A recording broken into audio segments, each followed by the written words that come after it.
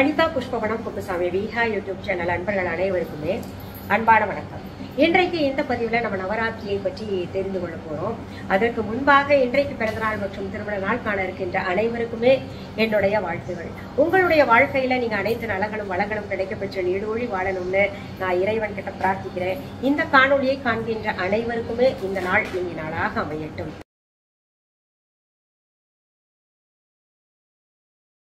நவராத்திரியை பற்றி பதிவு கொஞ்சம் தாமதமாகத்தான் நான் கொடுக்குறேன்.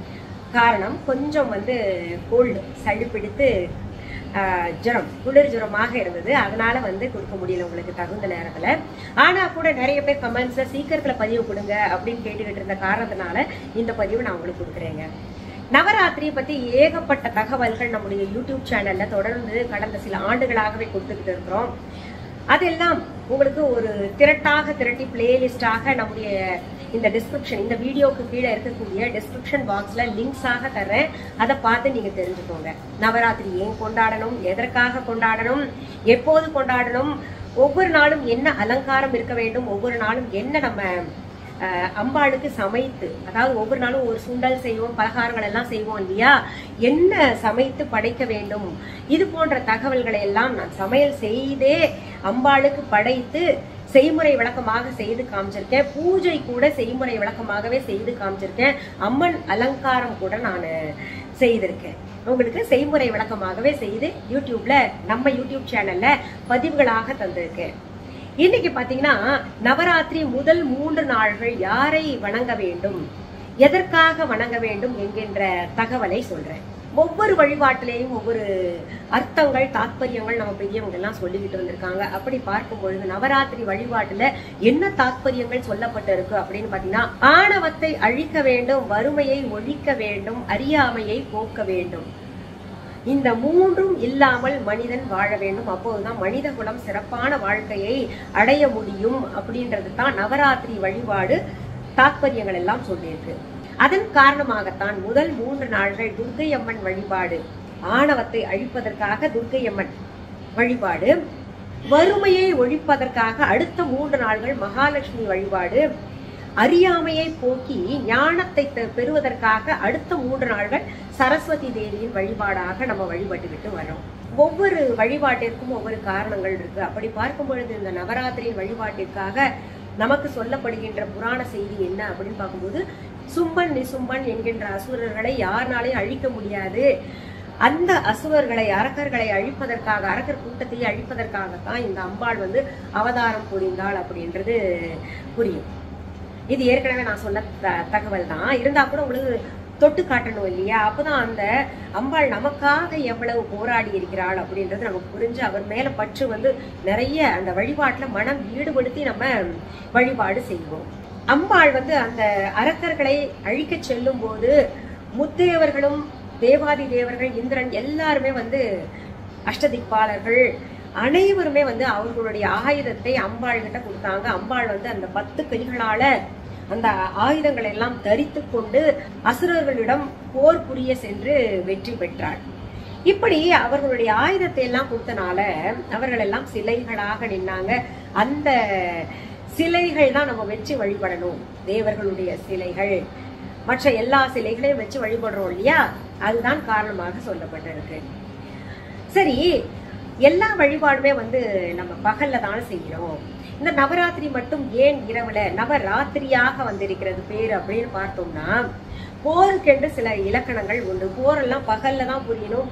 மாலை நேரம் ஆயிட்டா அந்த போர் புரிபவர்கள் தங்களுடைய ஆயுதங்களை எல்லாம் அப்படியே போட்டுட்டு போய் ஒரு இடத்துல கூடாரத்துல தங்கிக்கணும், அவர்களுடைய கூடாரத்துல தங்கிக்கணும். அப்படிதான் பாத்தீங்கன்னா அம்பாள் போர் புரிய படைகளுடன் செல்கிறாள். ஒவ்வொரு நாளுமே போர் புரிந்த பின்னாடி தங்களுடைய கூடாரத்திற்கு திரும்பிய பின்னாடி இந்த மாலை நேரம் சும்மா இருக்காங்க இல்லையா, அந்த மாலை நேரத்துல அடுத்த நாள் போர் புரியணும் இல்லையா, தொடர்ச்சியான போர் இது நடந்திருக்கு. அடுத்த நாள் போர் புரிவதற்காக எல்லாருமே மன உற்சாகத்தோட இருக்கணும், அம்பாளும் மகிழ்ச்சி வர வேண்டும் அப்படின்ற காரணத்தினால மாலை வேளைகள்ல அம்பாளை போற்றி பாடல்கள் பாடி ஆடல் பாடல்கள் எல்லாம் நிகழ்த்தினாங்க. அதனாலதான் பாத்தீங்க இந்த 9 நாளுமே அனைத்து கோவில்களிலுமே நிறைய ஆடல் பாடல் நிகழ்ச்சிகள் எல்லாம் நடைபெறும். இந்த ஆடல் பாடல் நிகழ்ச்சி அப்படின்னா நீங்க இப்போ ஆடுறாங்கல்ல ரெக்கார்ட் டான்ஸ் போட்டு, அதெல்லாம் கிடையாதுங்க. அம்பாளுக்குரிய பாடல்கள், ஸ்தோத்திரங்கள், அம்பாளுக்குரிய கதைகள், நல்ல நடனங்கள், அம்பாளுக்குரிய பாடல்கள் போட்டு அதற்கு அசைவு கொண்டு பரதநாட்டியம் ஆடுறது, இதெல்லாம் தான் வந்து கோவில்கள்ல செய்வாங்க. அப்படி செய்யும் பொழுது அம்பாள் மகிழ்வுற்று உற்சாகம் அடைந்து, கூட்டத்தில் இருக்கிறவங்க, அம்பாளுடன் இருக்கிறவங்க எல்லாமே உற்சாகம் அடைந்து அடுத்த நாள் எந்த சோர்வும் இல்லாமல் போர் புரிய போனாங்க. நம்மளும் என்ன பண்ணோம்னா, இந்த 9 நாள்களும் நம்ம நவராத்திரியின் போது வழிபாடு செய்யறோம் இல்லையா, நம்ம வந்து கொலு வைக்காமலே கூட வழிபாடு செய்யலாம். நான் ஏற்கனவே சொல்லியிருக்கேன், கொலு வைத்தும் வைக்காமலும் நம்ம வழிபாடு செய்யலாம் அப்படின்னு. எப்படி வழிபடணும் அப்படின்னு சொல்றேன். நம்ம வீட்டுல இந்த நவராத்திரியின் போது வழிபாடு செய்யும் பொழுது அம்பாளுக்குரிய ஸ்தோத்திரங்கள், பாடல்கள் பாட தெரியலனாலும், நல்ல குரல் இல்லைன்னா கூட பாடுவது ரொம்ப ரொம்ப சிறப்பு. இப்போ நம்ம அம்பாள் வழிபாடு வீட்டிலே எப்படி புரிய வேண்டும் அப்படின்றத பார்த்துடலாம். வீட்டுல நீங்க வந்து பூஜை அறை இல்ல பூஜை செல்ஃப் இப்போ நிறைய பேர் வச்சிருக்கீங்க. அதுல இருக்கக்கூடிய படங்களை எல்லாம் சுத்தப்படுத்தி கொண்டு வீட்டுக்கு வெளியில மாவளை தோரணம் கட்டிட்டு நல்ல அழகழகான கோலம் போட்டுக்கோங்க. வெளியிலே ஆகட்டும் உள்ளேயும் போட்டுக்கோங்க. இப்போ இந்த கலசம் அமைத்து நம்ம 9 நாளுமே அந்த கலசத்தையே வந்து அம்பாளாக நினைச்சுக்கணும். அதே வந்து துர்க்கை அம்மனாகவும் இல்ல மகாலட்சுமி தாயாராகவும் சரஸ்வதி தேவியாகவும் நம்ம நினைத்து 9 நாளுமே ஒரே கலசத்தை வைத்து அலங்காரத்தை மாற்ற வேண்டும். பூவெல்லாம் மாற்றிக்கொள்ள வேண்டும். இப்ப அலங்காரம் மாற்ற எங்களுக்கு தெரியாதுங்க அப்படின்னு நினைச்சீங்கன்னா ஒன்னும் கவலைப்படாதீங்க. அதுக்காக நீங்க அலங்காரம் மாற்ற தெரியலன்னா கூட அந்தந்த தெய்வத்துக்குரிய படங்களை வந்து அந்த கலசத்துல வச்சுக்கலாம். எப்படி கும்பம் அமைக்கிறோம் இல்லையா, இப்போ ஒரு கலசத்துல நீர் ஊற்றுவோம். அப்படி இல்லைன்னா பச்சரிசி போட்டுக்கிறோம். போட்டு நான் எல்லாமே சொல்லியிருப்பேன். இந்த காதோலை கருகுமணி அம்பாள்ன்றனால காதோலை கருகுமணி போட்டுக்கணும், மஞ்சள் துண்டு போட்டுக்கணும், வெற்றிலை பாக்கு அந்த இதுலயே போட்டுக்கணும். அந்த கலசத்துக்குள்ளேயே கும்பத்துக்குள்ளேயே போட்டு ஒரு தேங்காய் நல்லா மஞ்சள் பூசி அதுக்கு பொட்டு வச்சு அலங்காரம் பண்ணி அதுக்கு மேல நீங்க போட்டோ, அதாவது அந்த கும்பத்துக்கு மேல வந்து ஒரு போட்டோ வந்து இருந்ததுன்னா அதையும் கட்டிடலாம். இல்லாட்டி பிரச்சனையே இல்லை. அந்த கும்பமே அம்பாளாக நினைச்சுக்கோங்க. அதற்கு பாத்தீங்கன்னா அழகா புடவை கட்டலாம். இல்ல பாவாடை தாவணி இப்ப ரெடிமேடாவே கிடைக்குது, அந்த துணியும் வாங்கி கட்டி கொள்ளலாம். முதல் 3 நாள்கள் நம்ம வந்து பாத்தீங்கன்னா சிகப்பு நிற வஸ்திரத்தை அம்பாளுக்கு சாற்ற வேண்டும். அதனால நீங்க சிகப்பு நிற பாவாடை கிடைச்சதுன்னா அதை வாங்கி நல்லா போட்டுக்கோங்க. நல்லா அந்த இந்த சின்ன சின்ன வளையல் இருக்கு இல்லையா, சிட்டி கஜ்ல அந்த மாலை இருந்தா கூட அதெல்லாம் போட்டு விட்டுருங்க. நல்லா அலங்காரம் பண்ணிட்டு உங்க கற்பனைக்கு ஏற்ற மாதிரி எளிமையாக அலங்காரம் பண்ணிக்கோங்க. அது இல்லை இது இல்லை, எதை பத்தியும் கவலைப்படாதீங்க சரியா. இதை அலங்காரம் பண்ண பின்னாடி கலசத்தை அதற்கு பிறகு அழகாக ஒரு கோலம் போட்டு தாம்பாளத்துல நம்ம வீட்டுக்கு யாரையாவது அழைக்கணும் இல்லையா, கொழு வச்சாலும் வைக்கலைனாலும் யாரையாவது அழைத்து அவர்களுக்கு வெற்றிலை பாக்கு, பூ, பழம், முடிஞ்சா பிளவுஸ் பிட்டு வைக்கிறது, வளையல் வைக்கிறது, பழம் வைக்கிறது. அப்புறம் வந்து காசு முடிஞ்சா 1.25 ரூபாய் இல்லாட்டி 11.25 ரூபா வைப்பாங்க. இதுல அத்தனையும் வைக்கணுமா அப்படின்னு கேட்டீங்க, அதுவும் அத்தனையும் வைக்கணுன்றது அவசியம் இல்லை. வெத்தலை பாக்கு வெறும் வச்சுட்டு அது ஒரு வாழைப்பழம் வச்சுட்டு நம்ம ஒரு 1.25 ரூபா வச்சு கொடுக்கறது கூட எளிமையாக இருக்கும். அதனால குழந்தை வந்தா கூட அன்னைக்கு அம்பாளாக கருதி நம்ம வந்து அவங்களுக்கு இந்த தாம்பூலத்தை கொடுக்க வேண்டும். இந்த மாதிரி கலசம் அமைத்து ஒரே கலசம் தான் வைக்கணும். 9 நாளும் ஒரே கலசம் வைத்துக் கொள்ளலாம். மாத்தி மாத்தி வைக்கணும் அப்படின்றது அவசியம் இல்லை. இல்ல முதல் 3 நாள் ஒரு மாதிரி மாத்தி வச்சு 2வது 3 நாள் மாத்தி வைக்கணுமா அப்படின்னு கேட்டீங்கன்னா தேவை கிடையாது. ஒரு முறை வச்சுட்டீங்கன்னா அதை எடுக்காதீங்க. இது எப்போ நம்ம செய்யணும் இந்த கலசம் அமைக்கணும் அப்படின்னு பாத்தீங்கன்னா, இந்த நவராத்திரி ஆரம்பிப்பதற்கு முன்பு இந்த அமாவாசை இருக்கு இல்லையா, 2ஆம் தேதி அமாவாசை வருது, 3ஆம் தேதி நமக்கு நவராத்திரி ஆரம்பிக்குது. அதனால என்ன பண்ணணும்னா 3ஆம் தேதி காலை எழுந்து கலசம் அமைத்துக் கொள்ளலாம். ரொம்ப சுலபம் தான், எளிமையானதுதான். முதல் நாள் மாலை அமாவாசை அப்படின்றதுனால நம்ம முன்னோர்களுக்கான வழிபாடுகள் எல்லாம் செஞ்சிருக்கோம். அன்றைக்கு மாலையிலேயே நம்ம வந்து கலசம் எல்லாம் அமைத்துக் கொள்ளலாமா, அலங்காரம் செய்யலாமா அப்படின்னு தாராளமாக செய்து கொள்ளலாம். அடுத்த நாள் வந்து நம்ம கலசம் எல்லாம் வச்சுட்டு சாயந்தர நேரத்துல தான் நம்ம எப்பவுமே நவராத்திரி வழிபடணும் அப்படின்றது இருக்கு இல்லையா.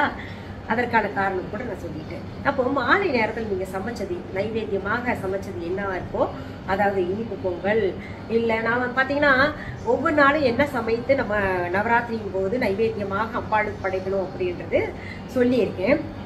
அதை கூட நீங்க பார்த்துட்டு ஒவ்வொரு நாளும் என்ன அலங்காரம், என்ன நைவேத்தியமாக கொடுக்கணும் அப்படின்றத செஞ்சுட்டு நீங்க அம்பாளுக்கு படைத்த பின்னாடி நீங்களும் சாப்பிடலாம், வர்றவங்களுக்கும் கொடுக்கலாம். ஏழை எளியவர்கள் வயிற்று பசியால வாடிக்கிட்டு இருக்காங்கன்னா அவங்களுக்கும் செய்யுங்க. எப்பவுமே வழிபாடு பிளஸ் தானம், இந்த இரண்டும் இணையும் பொழுதுதான் நமக்கு பலன்கள் கிடைக்கும். நிறைய பேர் சொல்லுவீங்க, நான் என்ன வழிபாடு செஞ்சாலே எனக்கு நடக்கல, எதுவுமே நடக்கல அப்படின்னு நினைக்கிறீங்கல்ல.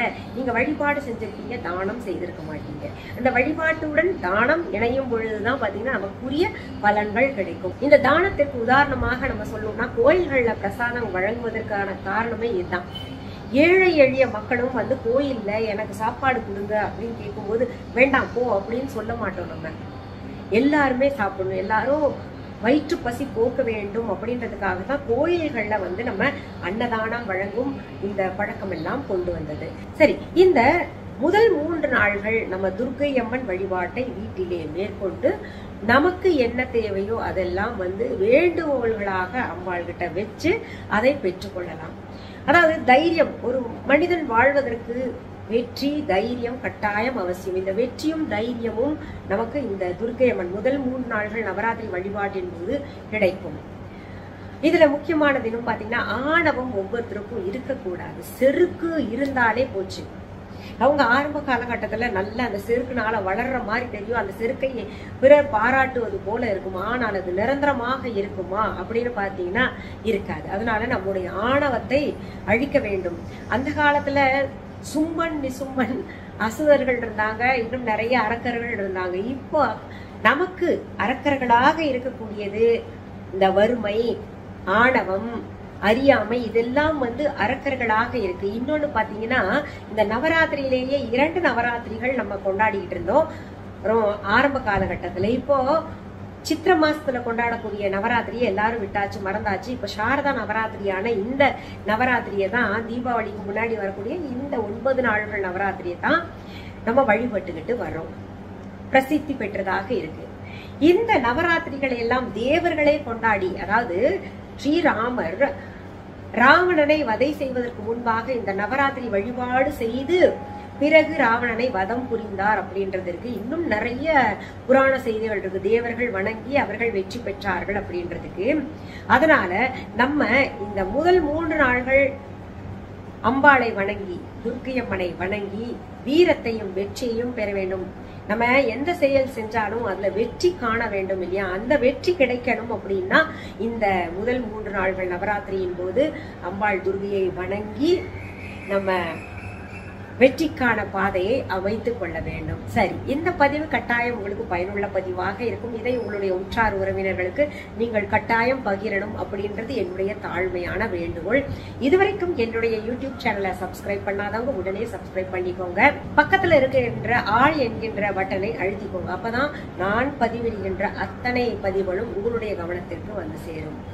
இப்போ நம்ம விஹா ஆன்லைன் பத்தி சொல்றேன். விஹா ஆன்லைன் என்பது எங்களுடைய ஆன்லைன் ஷாப். இதுவரைக்கும் எங்களுடைய Viha online shopping app download செய்யாதவங்க உடனே பிளே ஸ்டோர், ஆப் ஸ்டோர் போயிட்டு தம்ப்நெயில்ல கொடுக்கப்பட்டிருக்கின்ற விஹா ஆன்லைன் ஸ்பெல்லிங் பார்த்துட்டு டெக்ஸ்ட் பண்ணுங்க, டவுன்லோட் பண்ணிக்கோங்க. டவுன்லோட் செய்த பின்னாடி நீங்க பார்க்க வேண்டியது மிஸ்ஸஸ் அனிதா குப்புசாமிஸ் விஹா ஆன்லைன் அப்படின்னு பச்சை எழுத்துல இருக்கான்னு பார்த்து கன்ஃபார்ம் பண்ணிக்கோங்க.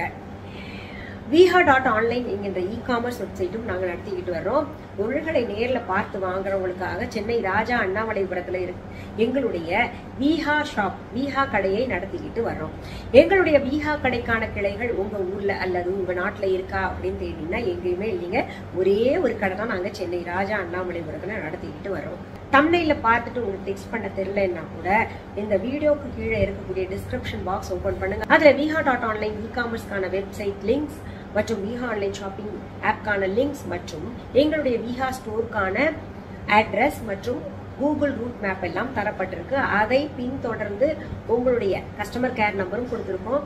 அதையெல்லாம் பின்பற்றி உங்களுக்கான சந்தேகங்கள் ஏதாவது இருந்ததுன்னா நீங்க கேட்டு தெரிஞ்சுக்கலாம்.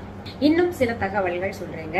எங்களுடைய viha.online இ-காமர்ஸ் வெப்சைட் தவிர, எங்களுடைய விஹா ஆன்லைன் ஷாப்பிங் ஆப் தவிர, எங்களுடைய விஹா ஸ்டோர்ல கிடைக்கக்கூடிய பொருள்கள் தவிர வேறு எங்கும், வேறு எந்த இ-காமர்ஸ் வெப்சைட்லயோ வேறு எந்த ஆன்லைன் ஷாப்பிங் ஆப்லயும் மற்றும் வேறு எந்த கடைகளிலும் எங்களுடைய விஹா என்கின்ற பெயர் தாங்கி கொண்ட பொருள்கள் கிடைக்காது. அப்படி கிடைத்ததுன்னா அது டூப்ளிகேட். அதை பார்த்து நீங்க ஏமாந்துடாதீங்க, நானும் திட்டு வாங்கக்கூடாது. எங்களுடைய பொருள்கள் எல்லாம் பார்த்தீங்கன்னா 100% ஆர்கானிக் பொருள்கள். தரமான பொருள்கள் அப்படின்னு பேர் வாங்கிக்கிட்டு வரும். அதுக்காக தான் திரும்ப திரும்ப ஒவ்வொரு பதிவிலேயும் நான் சொல்லிக்கிட்டு வர்றேங்க. இந்த நவராத்திரிக்கான துர்க்கையம்மன் சிலை மற்றும் நிறைய தெய்வங்களுடைய சிலை, அம்பாளுடைய சிலைகள் எல்லாம் நம்முடைய விஹா ஆன்லைன்ல கிடைக்கும். அதே போல பாவாடை சட்டை அலங்காரம் பண்றதுக்கான ஆர்னமெண்ட்ஸ் கிரீடம் இருக்கு, கழுத்துல போட்டு விடுறதுக்கு அம்பாளுக்கு, கும்பத்துக்கான பொருள்கள் அனைத்துமே நம்ம விஹா ஆன்லைன்ல கிடைக்கும். அதுல போய் பாருங்க, நீங்க வாங்குறீங்களோ இல்லையோ என்ன பொருள் தான் நான் விற்பனை கொடுத்துட்டு இருக்கேன் அப்படின்னு பாருங்க. தினமுமே புதிதான பொருள்கள் எல்லாம் நான் விற்பனைக்கு கொடுத்துட்டு இருக்கேன். இது போல சாரீஸ் இருக்கு, இன்னும் நிறைய புது கலெக்ஷன் சாரீஸ் எல்லாம் நம்ம விஹா ஆன்லைன்ல இப்போ அப்லோட் பண்ணியிருக்கோம். தினமுமே புதிதான பொருள்கள் எல்லாம் கூட நாங்க அப்லோட் செய்துகிட்டு இருக்கோம். சரி, மீண்டும் அடுத்தடுத்த பதிவுகள்ல உங்களை சந்திக்கும் வரை நன்றி கூறி விடைபெறுவது அனிதா குப்புசாமி. நன்றி, வணக்கம். அன்பான வாடிக்கையாளர்களே, உங்கள் விஹா ஸ்டோரில் பூஜை பொருட்கள், சிலைகள், ராசிக்கற்கள், வாஸ்து பொருட்கள், விதைகள், பாரம்பரிய அரிசி வகைகள், சிறுதானியங்கள், ஆர்கானிக் பொருட்கள், மூலிகை எண்ணெய், மளிகை பொருட்கள், மரச்செக்கு எண்ணெய், மரப்பொருட்கள், வெள்ளி ஆபரணங்கள், கிஃப்ட் ஆர்டிகல்ஸ், காட்டன் மற்றும் பட்டு புடவைகள், காட்டன் சுடிதார்கள், பட்டு பாவாடை, குழந்தைகளுக்கான விளையாட்டு பொருட்கள், ஹை குவாலிட்டி இமிடேஷன் நகைகள், வீட்டு உபயோக பொருட்கள், ஜூட் பேக்ஸ், ஹேண்ட்மேட் சோப்ஸ், அழகு சாதன பொருட்கள், சிறுதானிய பிஸ்கெட்டுகள், ஹோம் அப்ளையன்சஸ், இன்னும் பற்பல பொருட்கள் விற்பனைக்குள்ளது. விஹா ப்ராடக்ட்களை நீங்கள் வாங்க விரும்பினால் அது எங்களுடைய viha.online வெப்சைட் மற்றும் சென்னை ராஜா அண்ணாமலைபுரத்தில் உள்ள எங்கள் விஹா ஸ்டோரில் மட்டுமே கிடைக்கும் என்பதை தெரிவித்துக் கொள்கிறோம். வேறு எந்த ஆன்லைன் வெப்சைட்களிலும் விஹா ப்ராடக்ட்கள் விற்பனைக்கு கிடையாது என்பதை நீங்கள் கவனத்தில் கொள்ள வேண்டும். எங்கள் விஹா ஸ்டோரின் விலாசத்தை கண்டறிய கூகுள் மேப்ஸில் விஹா ஸ்டோர் என்று டைப் செய்தால் வழியை கண்டறியலாம். www.viha.online வெப்சைட்டிலும் விஹா ஸ்டோரின் அட்ரஸ் உள்ளது.